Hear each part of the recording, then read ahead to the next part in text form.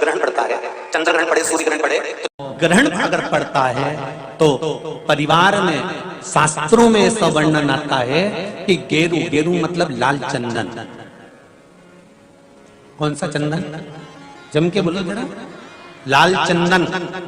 ये गेरू तो बाद में आप लोगों ने उधर पे लगाना चालू करा, पर नियम ये है कि गर्भ में अगर बच्चा रहता है तो ग्रहण पड़ता है, चंद्र ग्रहण पड़े, सूर्य ग्रहण पड़े, तो जो नारी का गर्भ रहता है, भले वो 3 महीने का हो, 2 महीने का हो, 1 महीने का हो, 8 महीने का हो, 9 महीने का हो, 10 महीने का, नारी का अगर गर्भ है तो बुजुर्ग लोग भी कहते हैं, उनको ये भले नहीं मालूम होगा कि क्यों गेरू लगाते। गेरू नहीं, लाल चंदन की 3 रेखा नारी को अपने पेट पर खींच लेना चाहिए। क्या होता है तो कहा, बच्चा विपरीत पैदा नहीं होता, बच्चा स्वतंत्र स्वस्थ अच्छा पैदा होता है, सुखी पैदा। भगवान शिव की कृपा, ओगरदानी, भगवान शंकर की उदारता, दया, पूजन, दान, व्रत, आराधना है, वो आज ही आप और हमको करना है। शिव महापुराण की कथा को सुने हैं, शिव महापुराण की कथा को श्रवण कर रहे हैं। यह संपूर्ण ब्रह्मांड में जितने भी लोग, आप सभी को आज भगवान शिव ने भगवान विष्णु को जो कार्यभार मिला था वो पूर्ण दिया है,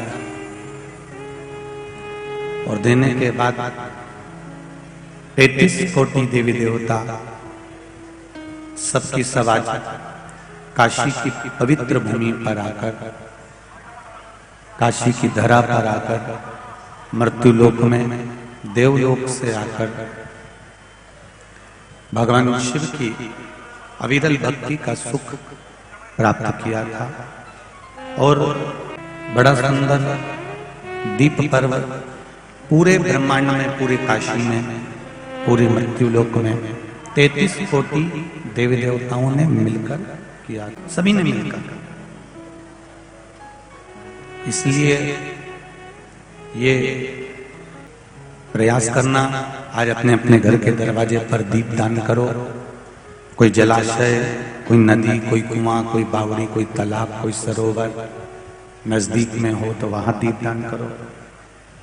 ना हो तो पीपल का वृक्ष, आंवले का वृक्ष, बेलपत्री का वृक्ष, बट वृक्ष, ऐसे मूल वृक्षों के नीचे भी दीप दान कर सकते हो। और जीवन का सुख आपके हर पल बना रहे, यही बाबा से निवेदन है।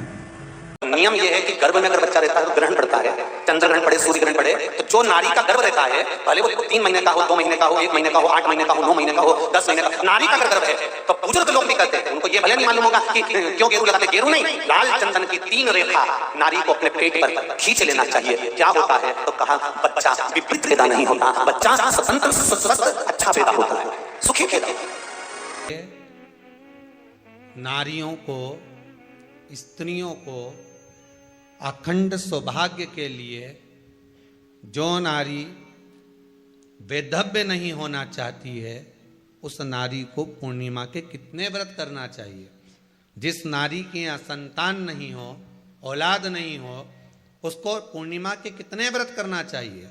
जिस नारी का पुत्र, पति बहुत बीमारी से ग्रसित हो, लग रहा हो कि ये मेरा बेटा बहुत बड़ी बीमारी में घिरा हुआ है, तो नारी को कितने व्रत करना चाहिए। स्वयं भगवान कृष्ण ने माता यशोदा को द्वापर में भी बताया है कि पूर्णिमा के 32 व्रत होते हैं।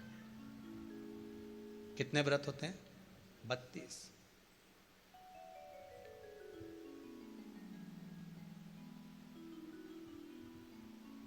स्वयं भगवान कृष्ण यशोदा रानी को, माता यशोदा जी को भी बता रहे हैं 32 व्रत। अब आपको किसी ने बता दिया होगा कि 8 कर लो, 7 कर लो, 6 कर लो, 12 कर लो, इसलिए आपने बोला कि 12 कर लीजिए, 32 कर लीजिए। अरे यहाँ तो द्वापर की कथा भी कहती है। यशोदा जी ने एक बार भगवान कृष्ण को रोक कर कह दिया, ए कन्हैया रुको। कन्हैया बोले, बोलो माँ क्या बात है। कन्हैया जरा रुकिए, इधर आओ जरा। भगवान कृष्ण आए। हाँ मां बोलिए, किस जगह का प्रसंग है ये? जिस समय पर राधा रानी कुरुक्षेत्र में नंद बाबा और यशोदा जी को लेकर कुरुक्षेत्र के कुंड में ब्रह्म सरोवर में स्नान कराने के लिए लेकर जाती है, ग्रहण का समय पर। और जब भगवान कृष्ण उस कुरुक्षेत्र के उस सरोवर में स्नान करने आते हैं, तब यशोदा जी ने अपने लाला से प्रश्न किया है, पूछा है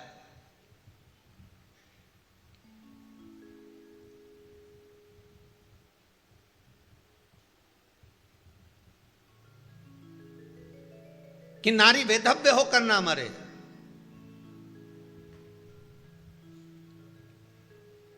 उसका पति कोई रोग से ग्रसित ना हो, उसका पुत्र किसी रोग में ना पड़े। अरे भाई कितना सुंदर संवाद लिखा है, अगर किसी माता का पुत्र मान लो किसी नशे में डूबा हुआ है, कोई नशा कर रहा है और गलत नशा है, आपको लग रहा है कि ये नशे में डूबा हुआ है, आपको लग रहा है कि ये गलत जगह पर डूब गया है, आपको लग रहा है कि मदिरापान में, मांसाहार में या अधिक गांजा आदि का जो भी नशे होते हैं, जितने भी नशे, उसमें डूब चुका है। और माँ उसको समझा रही है, तू नशे में मत डूब, तू इस काम को मत कर, तू ये गलत कर्म मत कर। माँ उसको समझा कर हार गई। तो मेरा माताओं से निवेदन है, आप उसको समझाना बंद कर दो, एक काम करना प्रारंभ कर दीजिए। हमें जो शिव महापुराण के माध्यम से शास्त्र कह रहा है कि आप 32 पूर्णिमा के व्रत प्रारंभ कर दो। उसमें करना क्या है आपको?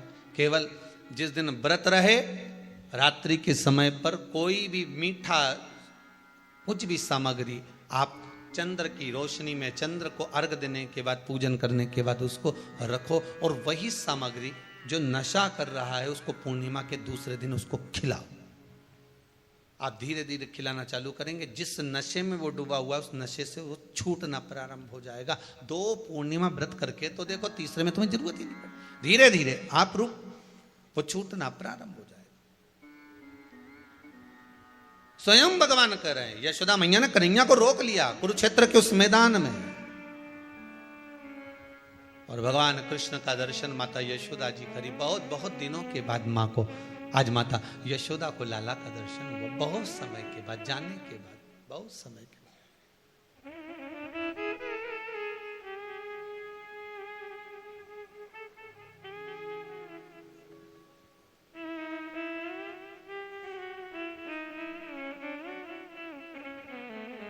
आज नयन